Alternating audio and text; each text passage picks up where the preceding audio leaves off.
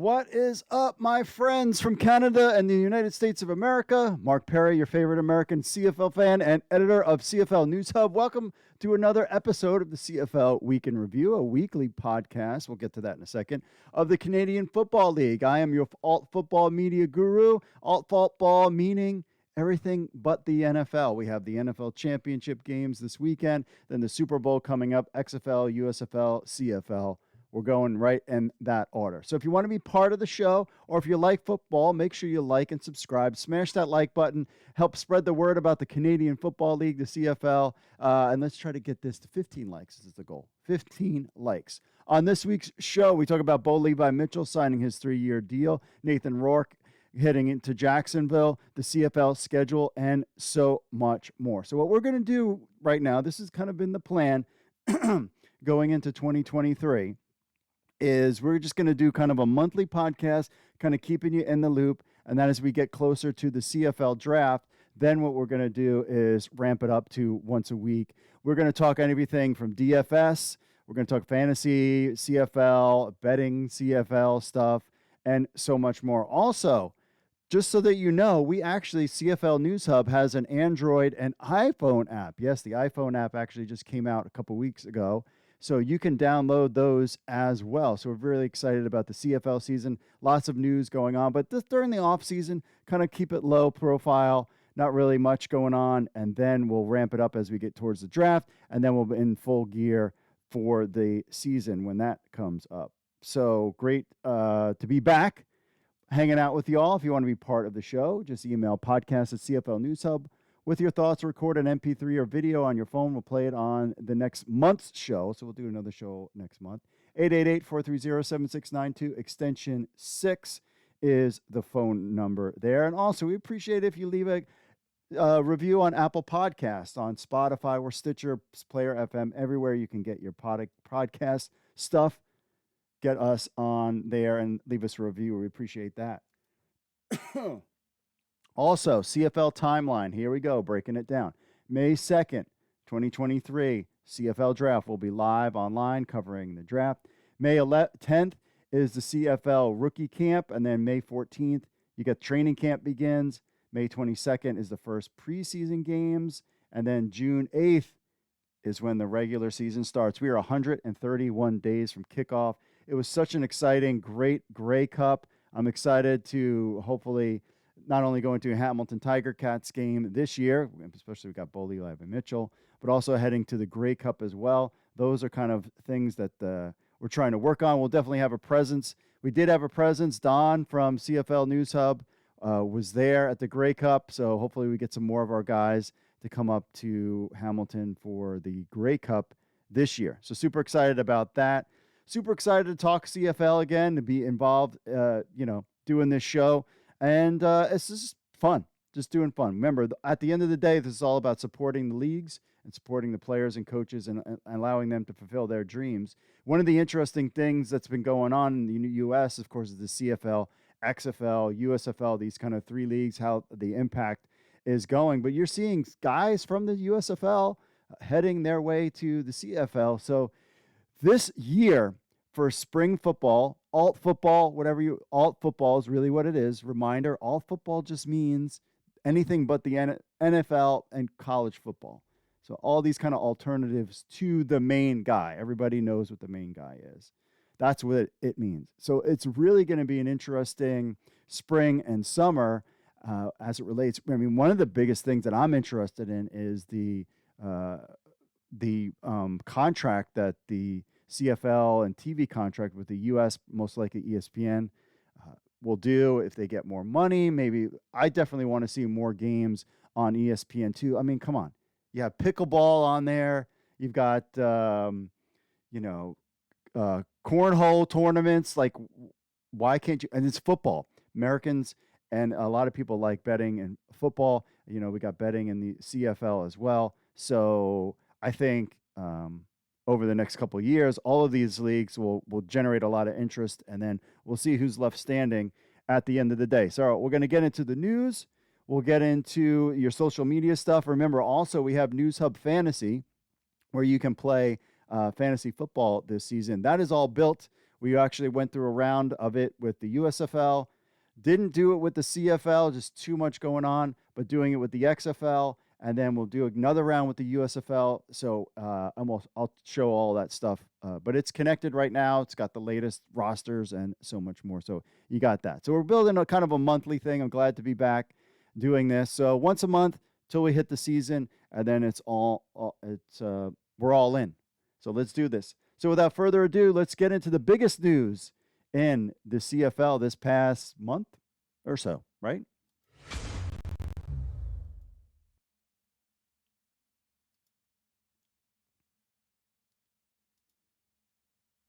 Honestly, really, really excited to be a part of this team, this organization. It's an organization from afar that I've respected for a really long time. They've always done things the right way. They've always competed at a high level. But a lot of it too for me is the man that was just up here, having the opportunity to play for O and what he does with these guys in the locker room and everybody that I talk to that's an ex-teammate of mine or in this locker room has a lot of respect for him and the way his organization runs, and that's the reason that for me that I was able to sign today. Some are surprised, some are not. Bo Levi Mitchell has signed a 3-year contract agreement to be part of my Hamilton Tiger Cats. According to Dave Naylor of TSN, he reported that the contract includes a value of just over $500,000 for the 32-year-old quarterback. Naylor says that he's getting raised from last season. He's second on CFL salary now to Zach Collaros. Hamilton's saga started in late November. You remember when the Tiger Cats agreed to traded a first round, third round, and sixth round pick in the 2023 CFL draft. I mean, these picks are valuable, but not so valuable sometimes. And to get a guy like Bo Levi Mitchell, you were close. You've been close the last couple of years. Could he bring him over the top? Plus a second round pick in 2024 to get his contract, which was set to expire at the start of free agency in 2023. Now they've kind of taken care of all that. The Tiger Cats also received Calgary's first round pick in the 2023 draft and the Stamps' third round pick in the 2024 draft. So trading draft picks gets to the rights, obtain the rights to Bo Levi Mitchell, but there was no certainty that he would actually sign with the Tiger Cats. And since that trade, they had to work it a little bit, convince him that his career and his family would be a good fit in Hamilton. And now we're all set. So in the months leading up to the announcement, excitement had been building, but it was not always clear that the Tiger Cats were able to convince Mitchell to sign. But of course, today he did. In the press conference, Mitchell said, "I'm excited and honored for the opportunity to help deliver a championship to the incredible fans in Hamilton." Tiger Cats head coach Orlando Stanauer mentioned that the Tiger Cats were also excited. Quote, "Bo Levi has an incredible record of achievement in Canadian Football League and is a proven champion." Mitchell brings a trophy case full of achievements to the Tiger Cats, including CFL Most Outstanding Player, MOP, 2016 and 2018, two Grey Cup championships in 2020, 2014 and 2018, Grey Cup MVP awards, 2014 and 2018, multiple CFL All-Star awards, and is the active CFL leader in passing yards with 32,541. Now that his contract agreement ends, now we know Bo Levi Mitchell is going to be the quarterback. The question is, Mr. Dane Evans, what are they going to do in Dane Evans' situation? Evans is still under contract. There's a whole kind of thing about when he can get released and, basically will probably need to be traded. The current speculation is that the Saskatchewan Roughriders would be in the mix. Will they get a trade done before the draft? We'll have to find out what's going on there. Clearly, I think it was something where Dane Evans actually was already packing as soon as that trade was made. He was moving from Hamilton. I mean, this is the thing with CFL quarterbacks. They're the high guy, and then 1 year later, they're out and bouncing around to different teams. It's not really stability when it comes to quarterbacks in the CFL. That guys like a Bo Levi Mitchell, who has stuck around with the Calgary Stampeders for a long time. You usually don't see that in the CFL. Guys are bouncing around, and so now Dane Evans will be bouncing around again.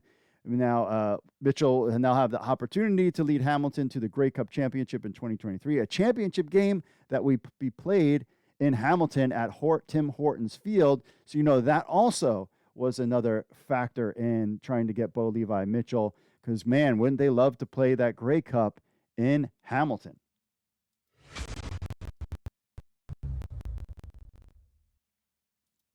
No shocker here, though. A little bit of a shocker of where he landed. BC Lions QB Nathan Rourke, who lit the league on fire last year, is now a Jacksonville Jaguar. So the news that shouldn't shock anyone.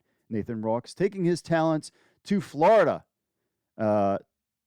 Somewhat of a surprise that he chose Jacksonville Jaguars. The Jaguars seemingly have a quarterback set to be their starter for years to come. Rourke will be competing for the number 2 spot behind, of course, franchise quarterback Trevor Lawrence, who also had a great playoff this year. Adam Schefter reported the BC Lions QB Nathan Rourke was set at CFL records last season before visiting 12 NFL teams in recent weeks. Has chosen to sign with the Jaguars. Per source, Rourke will expect to compete for the backup job with Trevor Lawrence. So if you look at this as a way for Rourke to gain valuable experience, Jacksonville makes sense. Learning the NFL ropes from a respected coach like Doug Peterson it would be a great fit. Forming a partnership with Lawrence will give Rourke a solid foundation to start his NFL journey. And that was the interesting part. This wasn't about being the starter. This was about getting in the league, getting good coaching. I mean, you're talking about elite. We're talking about Trevor Lawrence. Like, you saw him in the playoffs and coming from behind. He did that because he's Trevor Lawrence. Rourke put out the following statement. I want to apologize for keeping many of you in suspense, but my corner and I wanted to make sure we did our due diligence and explore every option thoroughly. This has been a difficult decision because when I got injured last year, I battled back to return to play again with and for my brothers, the teammates and coaches at the organization that I love. It was the same people that made contemplating the decision to leave so challenging. It has been an absolute joy to play for my home province in front of so many fans and friends and family. I have thoroughly enjoyed my CFL experience. Playing the game that I love in front of my fellow Canadians has been truly special. The CFL has been an unforeseen detour. The CFL has been an unforeseen detour on my football journey, but a necessary one. And I am grateful to the Lions for allowing me to learn how to be a professional and grow on and off the field. Thank you to the entire BC Lions. Interesting detour. Thank you to the entire BC Lions organization for giving me a chance to be your quarterback, and thank you to the fans for making these past 2 seasons so memorable. Ultimately, my decision came down to my commitment to the pursuit of my dream I first had as a youngster watching Brett Favre win Super Bowls on NFL films. I'm excited to announce that the realization of that dream starts today. After much prayer, good job, brother, and deliberation, I'll be signing with the Jacksonville Jaguars. I'm looking forward to getting to work with my new teammates and coaches. So Nathan Rourke heading down to Duval. If you don't know anything about that, Duval, that's a little chant they do during the games. 4 quarterbacks that had success in the NFL after their time in BC are Joe Cap, Doug Flutie, Trent Green, and Casey Printers. Cap is the only one that made the direct jump to being a starter, and it was over 50 years ago. Flutie played another 6 years in the CFL after leaving the Lions before getting a shot in the NFL. Green was part of the Leos at 1994 Grey Cup squad, but was a practice squad player. He wouldn't get his shot to be a starter until 1998 with Washington. Printers earned a contract with the Kansas City Chiefs, but his time in the NFL was short-lived. The BC Lions currently have Vernon Adams Jr. slated to be their starter in 2023. Man, doesn't that trade look really smart? Breland Smith and Vad Lee have also been signed in the offseason to compete for the spot at behind center. With CFL free agency for February 14th, it would be worth watching to see if the Lions will acquire another QB with experience. Of course, right now, Bo Levi is off the table, but McLeod Bethel Thompson, Cody Fajaro, Trevor Harris could hit the open market, so we don't know there. Rourke, 24, was on a record-setting pace. He was killing it, especially in like fantasy and DFS. He was the guy to pick in 2022 before a midseason injury sidelined him for 8 games. He would finish with the highest single-season completion percentage in CFL history in 2022 with a truly impressive 78.7 completion rate, averaging 335 passing yards per game, 2.5 touchdowns per game, to show why he was in demand down south. There was damage done with his ground game as well, rushing for 304 yards with a rate of 7.8 yards per carry and 7 touchdowns. He also had 3 of the top 5 single game performances despite only playing half the season. Whether or not this is transfers to success in the NFL level is what everyone is waiting to see. Farhan Lalji reported that Rourke met with full Jag staff when he worked out there in December, had a great advocate there in Henry Burris, we all know that name, felt they offered him a real shot at the number 2 job in 2023, loved the system and stability in the organization. It offered guaranteed money on first year and him with the best chance to develop. So that was from Farhan Lalji. So congratulations to Nathan Rourke hopefully being the backup to Trevor Lawrence. Got his money, got his bag, so he's good there. Clearly, if things don't work out, he will probably make his way to the CFL. But it seems like, I mean, you look at some of the other, a guy like him, most likely, even if he does it, let's say he's in Jacksonville for 2 or 3 years and they cut him for somebody else, he probably could bounce around a little bit more. Really going to be interesting to see him play in an NFL preseason game. That's something I'm excited to see. The CFL announces its schedule for the 2023 season. So the 110th Grey Cup in Hamilton is set for Sunday, November 19th. Playoffs, I think this is all great stuff. Playoffs ship from Sundays to Saturdays. Labor Day rivalries return. The season kicks off June 8th. So, and season tickets are available. So just in time for fans. This was released in December. The Canadian Football League released its full schedule. Quote, from the first regular season game next June to the 110th Grey Cup in November, it promises to be a season of big plays and big fun right across the country, said Randy Ambrosie. You know who he is, CFL commissioner. The season is packed with all the features fans love. Warm summer nights at the stadium, crisp fall afternoons during the playoff push, and the iconic Grey Cup championship game, which is set for Sunday, November 19th at Tim Hortons Field in Hamilton. But there are also some significant changes this year. The playoffs are moving from Sundays to Saturdays, something that the fans were clamoring about. And there are 11 games on Sundays in the summer. Love that. Love that.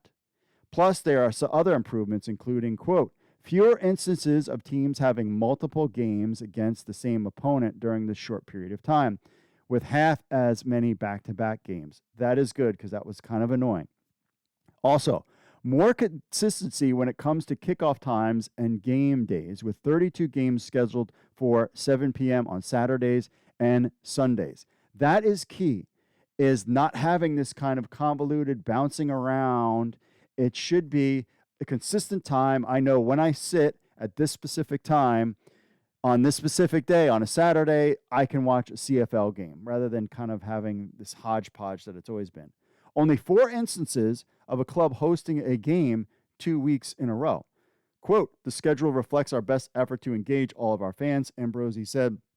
It's a positive response to input we've had from our ticket buying fans, but it also includes some different approaches designed with our broadcast audiences in mind. That is good. The season tickets for all 9 clubs are on sale. The entirety of the 2023 season will be broadcast exclusively on Canada by Bell Media on TSN and RDS. I really wish they had an over-the-air game there on CTV. The league's U.S. broadcast plans will be announced later. We're waiting for that. I'm very curious to see what their U.S. broadcast plans are be now that they have some more structure.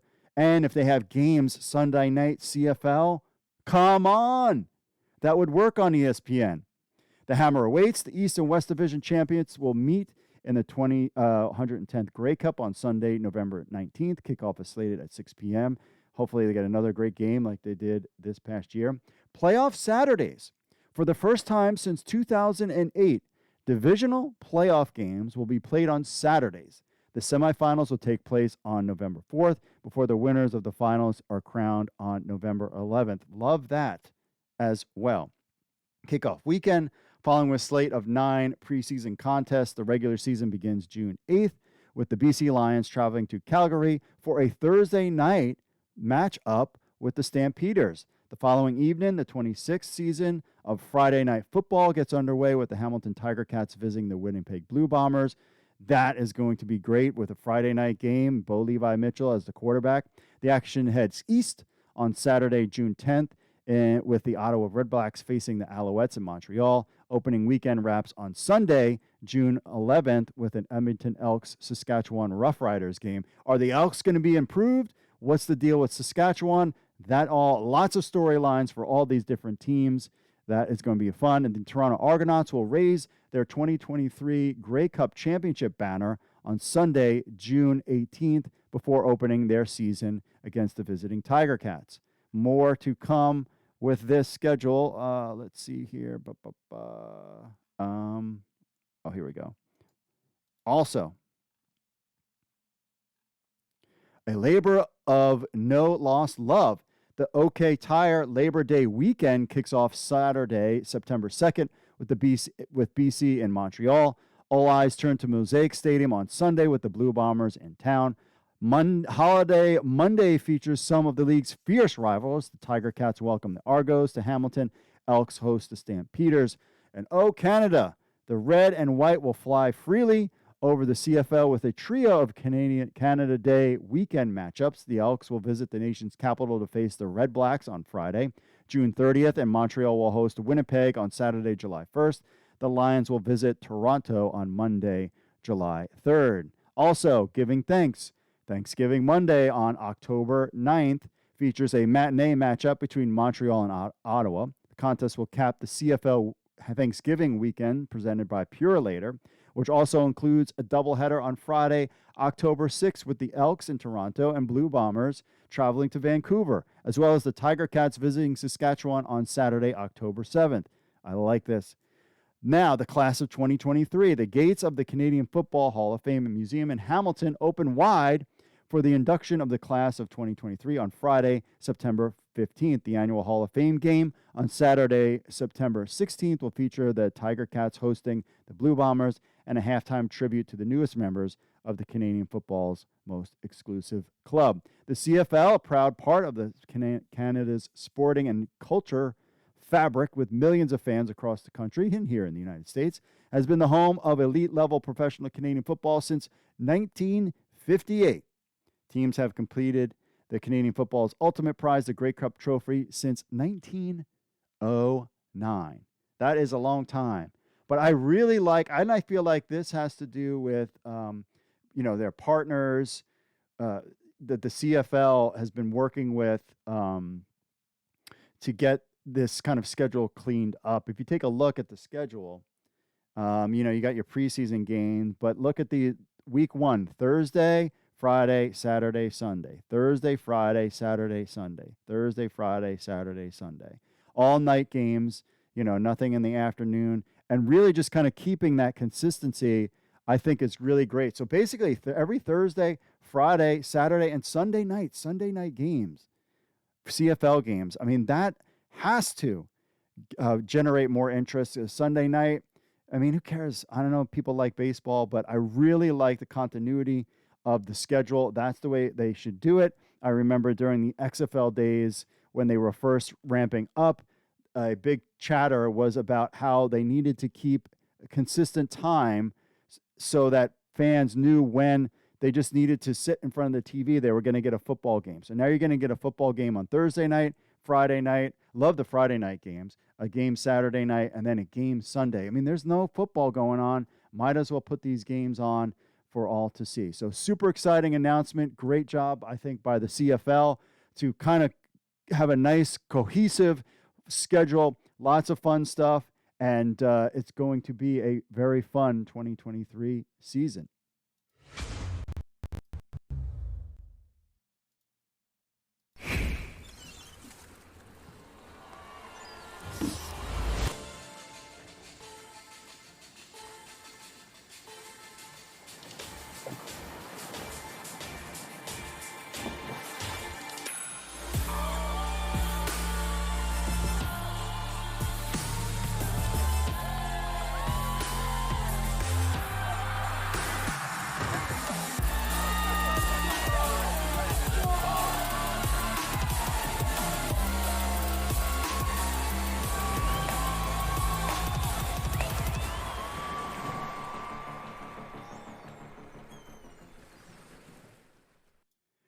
So the Touchdown Atlantic returns in 2023, July 29th at St. Mary's University in Halifax. So Saskatchewan Roughriders versus Toronto Argonauts will take place on that day in July.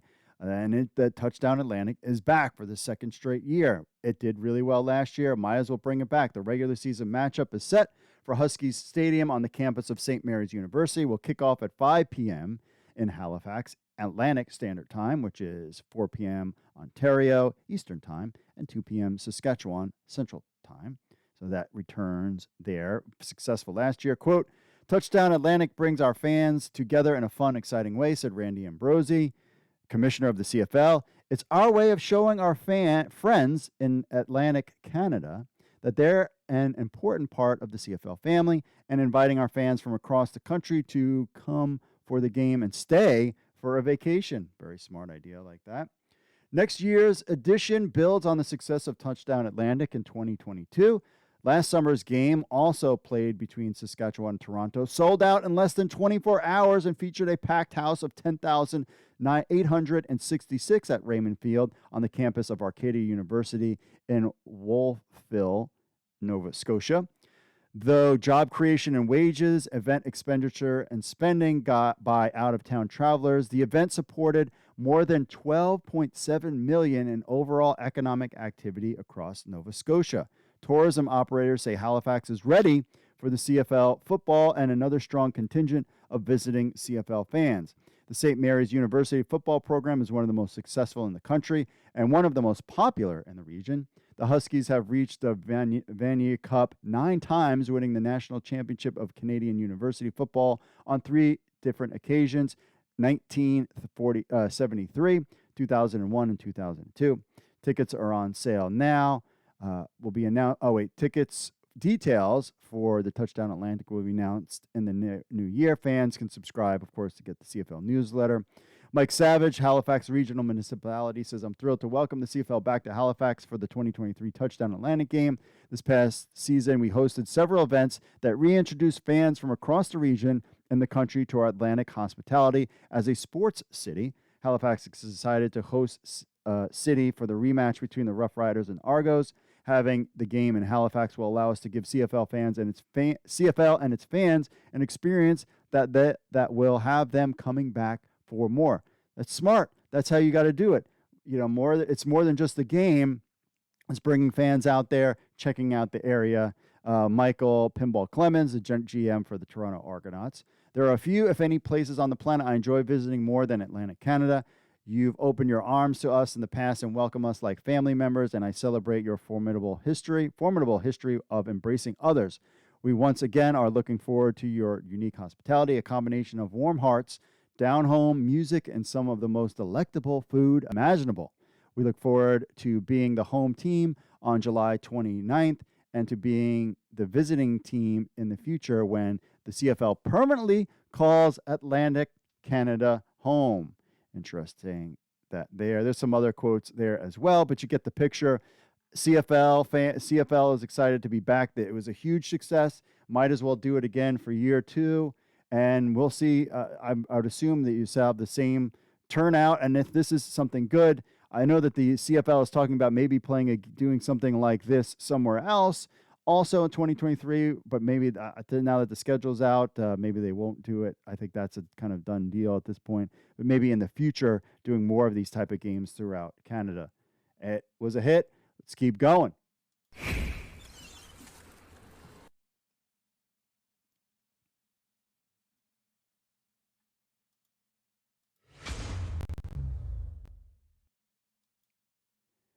Illinois running back Chase Brown retains the top spot in the winter edition of the CFL Scouting Bureau. Who doesn't like to talk about a draft? University of Illinois running back Chase Brown headlines the winter edition of the Canadian Football League Scouting Bureau.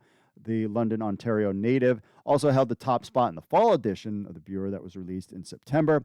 He joined by 19 outstanding collegiate athletes in the ranking of the top 20 eligible prospects for the 2023 CFL Draft on Tuesday, May 2nd, beginning at 8 p.m. Eastern. The CFL Scouting Bureau comprised CFL scouts as well as player personnel directors and general managers from the league's 9 clubs, released its rankings 3 times each year in the fall, winter, and spring. So we're kind of in the middle here, but here we go. Here is the rankings so far. I got Chase Brown, running back, Illinois. Sidney Brown, a DB from Illinois. Tavis Robinson, a defensive lineman from Mississippi. Sid Sal, offensive line, Eastern Michigan. Matthew Bergeron, offensive line out of Syracuse. Jared Wayne, wide receiver, Pittsburgh. Dante Bull, offensive lineman, Fresno State. Loa Ugok, defensive line from TCU. Oh, TCU lost in the national championship game. Jonathan Sutherland, DB from Penn State. Lake Corte Moore, defensive lineman from UBC. Harrison Bagayago, DB from Gelp. Francis Beamy, defensive line from Southern Utah. Anthony Bennett, defensive line from Regina. Clark Barnes, wide receiver from Gelp. Michael Broderick, linebacker from Montreal. James Peter, linebacker, Ottawa. Reese Martin, defensive line from Mount Allison. Jacob Taylor, linebacker from Alberta. And Quentin Seguin, defensive line from Charleston Southern. And Philip Grohavik, offensive line from Western. Those are the names. Winter edition includes 7 defensive linemen, 4 offensive linemen, 3 DBs, 3 linebackers, 2 wide receivers, and 1 running back in a partridge pear tree. 18 schools are represented in the rankings, with 2 schools featuring multiple players, Illinois University and University of Guelph, with 2 players. 11 prospects play in the NCAA, 9 are from U Sports. 6 of the 9 first-round selections in the 2022 CFL Draft appeared in that season's Scouting Bureau Winter Edition. So 6 of the 9 guys most likely will come from this list. The top prospects is Chase Brown, a running back from Illinois, 1,643 yards rushing, 4th most in the NCAA, 13 touchdowns, 10 rushing, 3 receiving. Finalist of the Doak Walker Award, second team selection, all 5 official All-American teams. 2022 John Cornish Trophy winner, accepted an invitation to participate in the Reese Senior Bowl. Collegiate career, 34 games, 3,206 yards, 446 receiving yards, 21 total touchdowns. Most likely this guy will be in the NFL, at least getting picked up by an NFL team. Sidney Brown, a DB, also from Illinois, 59 tackles, 6 interceptions, 7 passed breakups, 3.5 tackles for a loss and 1 sack in the 2022 season. 22 USA Today All-American second team, PFF All-American third team, All Big Ten first team, and All Big Ten second team, except that he will be at the Reese Senior Bowl as well. 51 games, 319 tackles, 186 solo, 133 assisted, 10 interceptions, 10 tackles for a loss, 26 passes defended. Tavis Robinson, a defensive lineman. He's the number 3 from Mississippi. 13 games, 44 tackles, 17 solo, 27 assisted, 7 sacks, 5 forced fumbles, and 2 fumble recoveries. Except that he's also at the Reese Senior Bowl. 3 seasons at Mississippi, 90 tackles, 11.5 sacks, 14 for a loss. Prior to Mississippi, 2 seasons at the University of Guelph, where he was a bunch of stats, all rookie team and AOUA second team all-star. City Sal, offensive lineman, Eastern Michigan. These guys are offensive linemen, man. They're the biggest things. 13 games started, allowed 2 sacks on 949 snaps. Eagles finished first in the MAC in red zone offense, 3rd in down percentage, and 2nd in team passing efficiency. 2022 and 2021 All-MAC first team and 2020 All-MAC third team. He is playing at the NFLPA Collegiate Bowl. Eastern Michigan all-time leader in games played with 56 and games started 54. Nice. Matthew Bergeron, another offensive lineman out of Syracuse. Team captain, 11 games, allowed 4 sacks on 686 snaps. Penalized 3 times. That's it.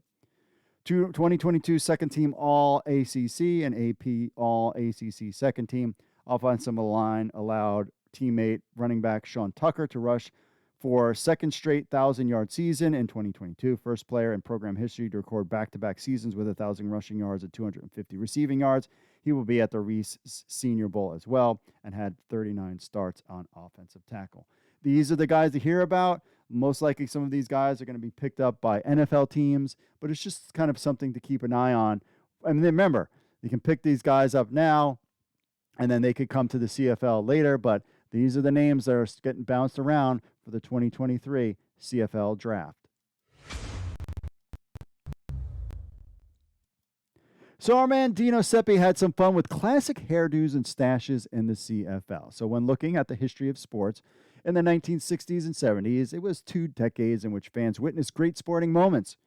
Regardless of what sport, fans from around the world witnessed dynasties and records come to fruition, whether it would be that of the Montreal Canadiens of the 1970s winning 6 Stanley Cups, the Boston Celtics of the 1960s winning 9 Larry O'Brien trophies, the Oakland Athletics winning 3 World Series in the 70s, the Pittsburgh Steelers winning 4 Super Bowls in the 70s, and the Edmonton Eskimos dominating with 5 Grey Cup victories from 1978 to 1982. As great as the historical teams were just in those decades, it was an era in which the period also came with players that created a swagger. With that swagger, along with the fashion, music, and films, various hairdos and mustaches were all so prevalent during this era. With that said, let's look at some former CFL greats that had rocked a great hairdo and mustache back in the day. For this, it will be players that had begun their careers in the 60s and or 70s. Side note, as far as the mustache is concerned, it will also be referenced as either a stash or a duster. A duster is a jargon term about a mustache in Canadian English.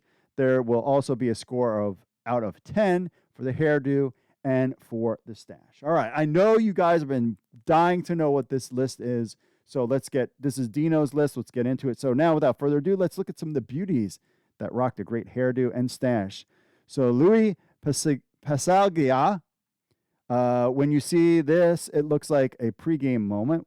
What was Louis Pasaglia possibly thinking? No offense to kickers, but it was not like you have to study a playbook. Even then, there are most likely 10 plays that a kicker and or punter might have to study, but that's it. For the most part, they have the most leeway in practice. They practically have the most of their practices solo until the team is working on special teams as a whole. Great food of Louis is thinking about what he will eat after the game, I guess. Quote, "Can't wait to order Luigi's Pizza when I get home, and tomorrow might be gonna amazing. Kiss comes to Vancouver. I'm going to take my Aqua Blue 84 Camaro to the concert, and the day after I got my tickets to see Loverboy at the Commodore Ballroom." So Louis rocked there. So hair score, 8.5. Stash, duster, 7.5. Let us know what you think in the comments. Next, Dave Cutler was one of the best kickers ever to lace up the cleats in the CFL. Absolutely beautiful. A portrait shot and not an action shot, but this one is good. Looks like a big fan of the Terry Jacks song Season of the Sun. The duster looks great. It's about a 1/8 of a handlebar. Love the hair. So hair score, 7.5. Mustache, 8.5. On to the next. Dan Kepley, without a doubt, one of the best linebackers in the game. This photo is great. The hair is perfect fit along with the duster. It is not an official mullet, but it's very close to one. He has a California look, a surfer look. Dan Kepley rocks this look very well. It is very much the guess who inspired this look. Hair score, 9.0. Stash, 8.5.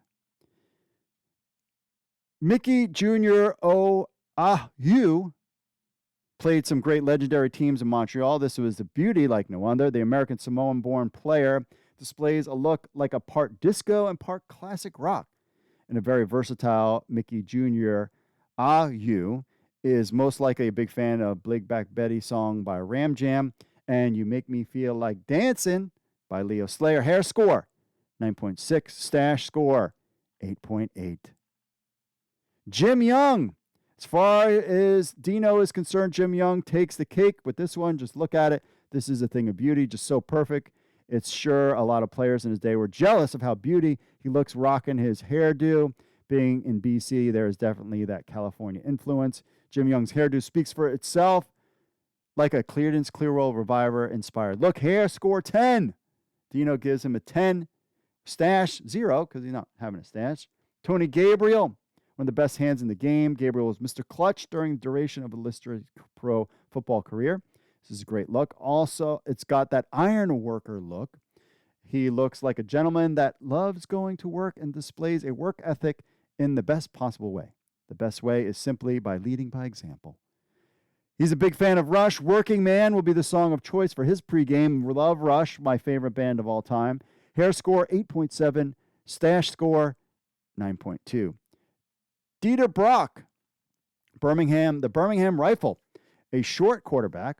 He had an arm strength like no other. His hairdo does rival that of Jim Young, a very much California look also, and the Dieter pulls this one off as well as Jim Young.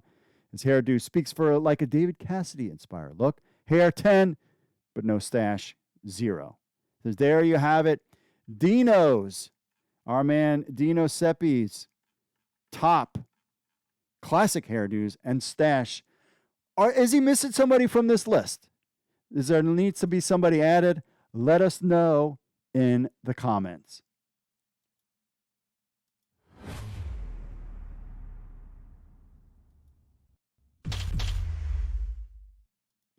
All right, my friends, we are back. Let's get into some of your social media stuff as we wrap up the show.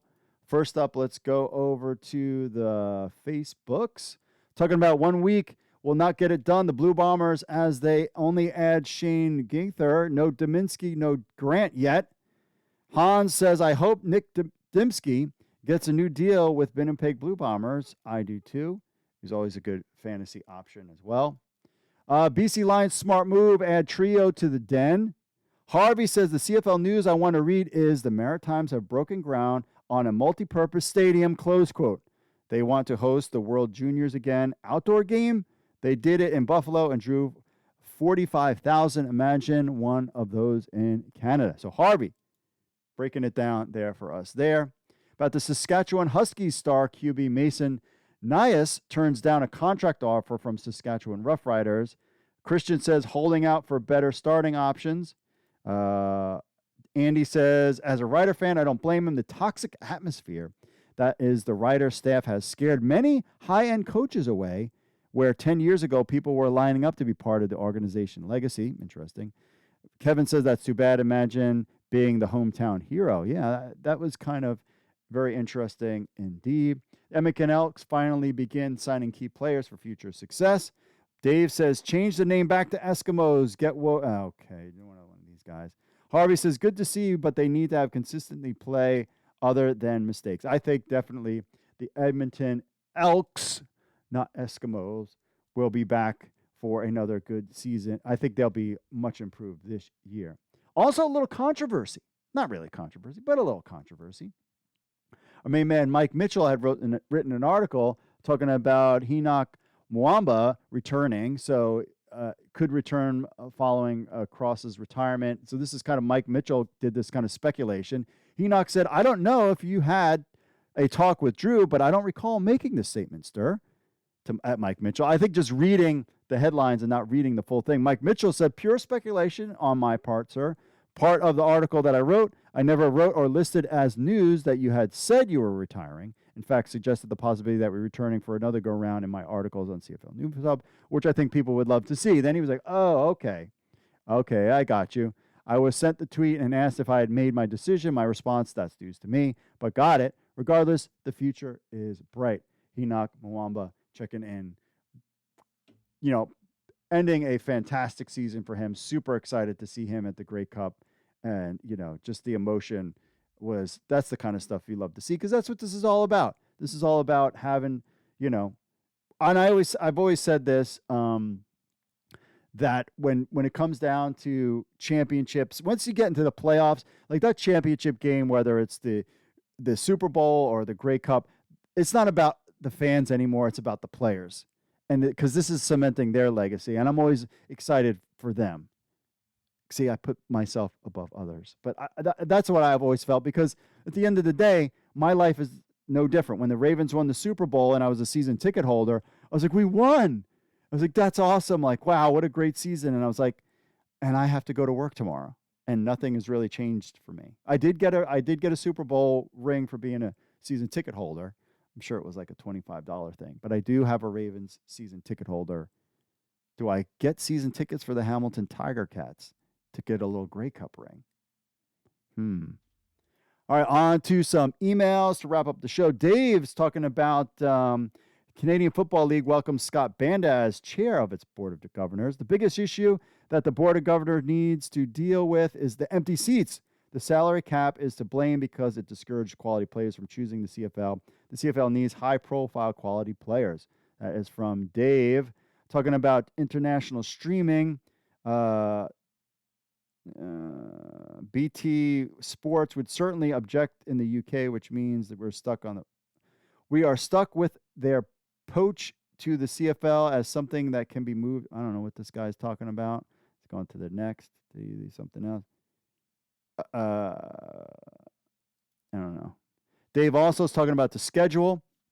Going from Sunday playoff games to Saturday playoff games is an admittance and an indication that the CFL is not confident about competing for television time with the NFL.